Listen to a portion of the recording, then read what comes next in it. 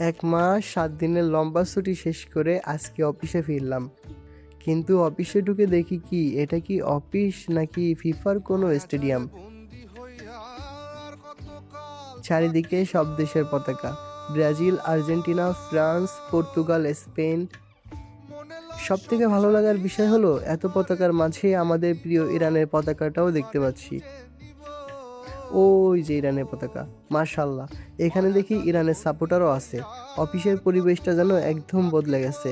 আর এবার যেটা বলতে চাই সেটা হলো রাজকীয় টিমের রাজকীয় বাজেট। দেখুন তো, ওই পতাকাটা কিসের পতাকা? This is Brazil. এই ফ্লোরের সব থেকে বড় পতাকা এটাই, আর হবেই না কেন? ব্রাজিল তো রাজকীয় টিম, আর রাজকীয় টিমের রাজকীয় বাজেট। সত্যি বলতে এত সুন্দর পরিবেশে কাজ করার উৎসাহটাই অন্যরকম। ধন্যবাদ।